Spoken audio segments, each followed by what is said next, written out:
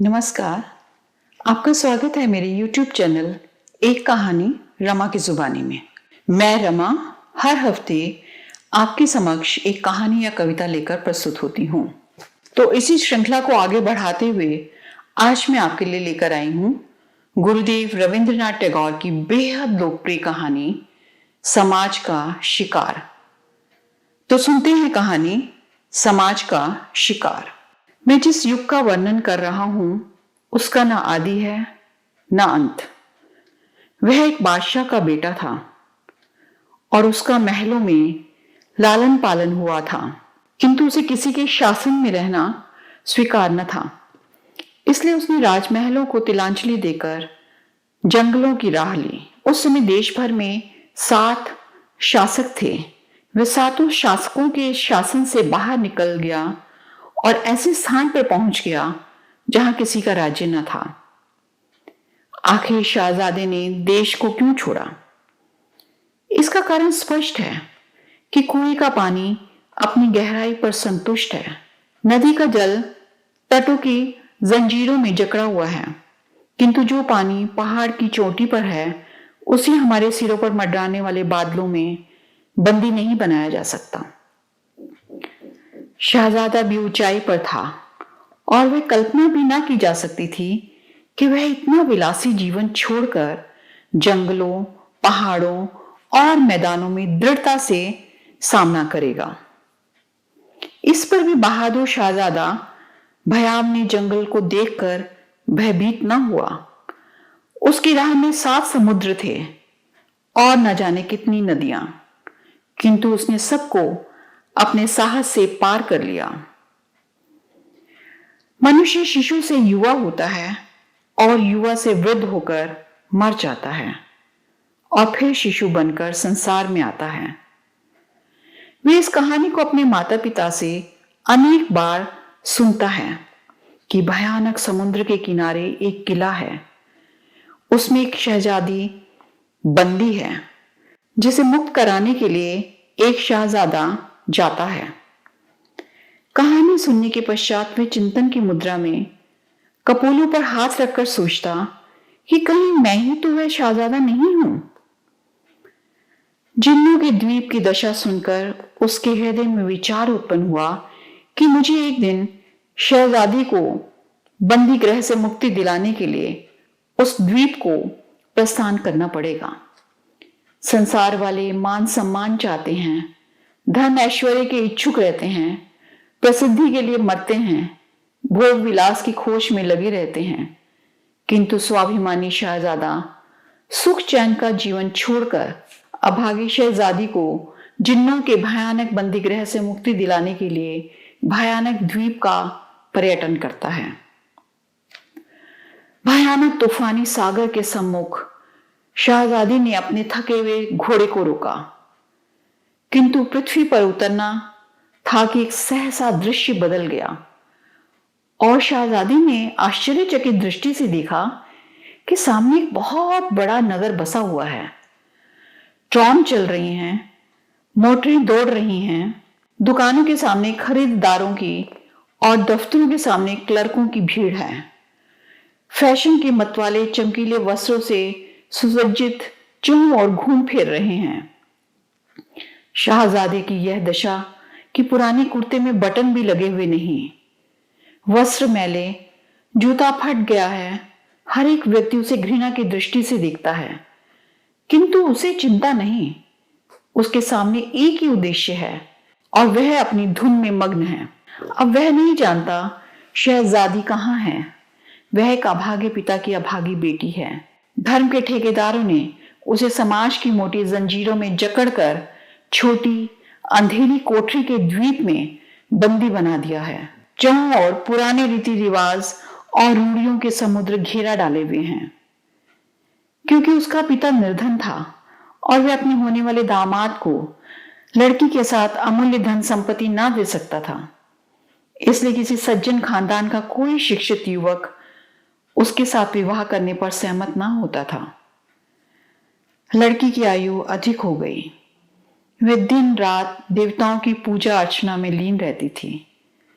उसके पिता का स्वर्गवास हो गया और वे अपने चाचा के पास चली गई। चाचा के पास नगद रुपया भी था, काफी मकान आदि भी। अब उसे सेवा के लिए मुफ्त की सेविका मिल गई। वे सवेरे से रात के 12 बजे तक घर के कामकाज में लगी रहती। बिगड़ी दशा का शाहजादा उस लड़की के पड़ोस में रहने लगा। दोनों ने एक दूसरे को देखा, प्रेम के जंजीरों से उनके हृदयों से विवाह कर दिया। लड़की जो अब तक पैरों से कुचली हुई कोमल कली की भांति थी, उसने प्रथम बार संतोष और शांति की सांस ली।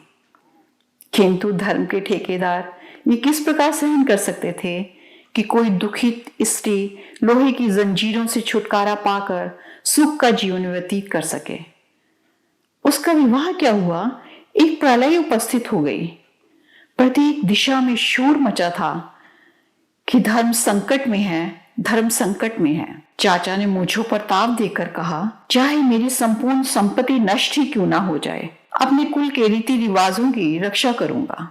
बिरादरी वाले कहने लगे, एक समाज की सुरक्षा हेतु लाखों रुपया बलिदान कर देंगे।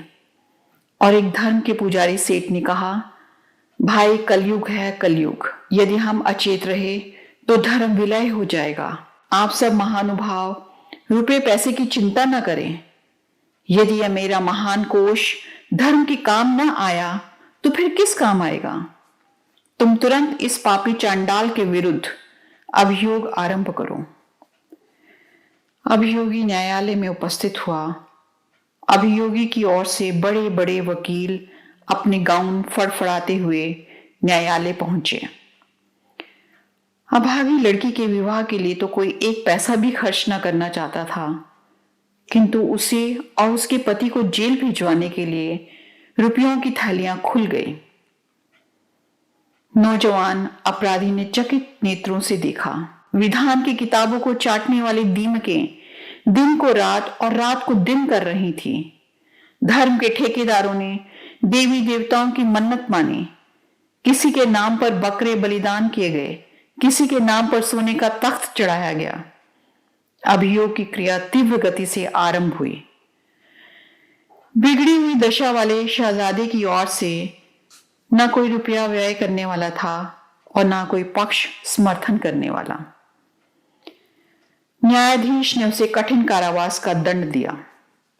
मंदिरों में प्रसन्नता के घंटे घड़ियाल बजाए गए, संपूर्ण शक्ति से शंख बजाए गए, देवी और देवताओं के नाम बलि दी गई, पुजारियों और महंतों की बन आए। सब आदमी खुशी से परस्पर धन्यवाद और साधुवाद देकर कहने लगे, भाइयों, यह समय कलयुग का है, परंतु ईश्वर की कृपा से धर्म अभी जीवित है। शहजादा अपनी सजा काटकर कारावास से वापस आ गया, किंतु उसका लंबा चौड़ा पर्यटन अभी समाप्त न हुआ था। वह संसार में अकेला था, कोई भी उसका संगी साथी नहीं। संसार वाले उसे दंडी, सजाया याफ्ता कहकर छाया से भी बचते थे। सत्य है, इस संसार में राज नियम भी ईश्वर है। फिर ईश्वर के अपराधी से सीधे मुंह बात करना किसे सहन हो सकता है। लंबी चौड़ी मुसाफरी तो उसकी समाप्त न हुई, किंतु उसके चलने का अंत हो गया। उसके जख्मी पांवों में चलने की शक्ति शेष न रही। वह थककर गिर पड़ा। रोगी था, बहुत अधिक रोगी। उस असहाय पथिक की सेवा शुश्रूषा कौन करता। किंतु उसकी अवस्था पर एक सुहृदय देवता का हृदय दुखा। उसका नाम काल था। उसने शहजादे की सेवा शुश्रूषा की। उसने सिर पर स्नेह से हाथ फेरा और उसके साथ शहजादा उस संसार में पहुंच गया जहां ना समाज है, ना उसके अन्याय और ना अन्यायी। बच्चा आश्चर्य से अपनी मां की गोद में ये कहानी सुनता है और अपने फूल से कोमल कपोलों पर हाथ रखकर सोचता है, कहीं वह शहजादा मैं ही तो नहीं हूं। दोस्तों, मैं उम्मीद करती हूँ यह कहानी आपको पसंद आई होगी। कृपया कमेंट सेक्शन में ज़रूर बताइएगा और इसे लाइक और शेयर भी ज़रूर कीजिएगा। देखिए, चैनल सब्सक्राइब करना प्लीज़ ना भूलिए। आपकी सब्सक्रिप्शन से ही मेरा मनोबल बढ़ता है। तो मिलते हैं अगले एपिसोड में एक नई कहानी या कविता के साथ। तब तक के लिए दीजिए इजाज़त और अपना रखिए ढेर सारा ख्याल।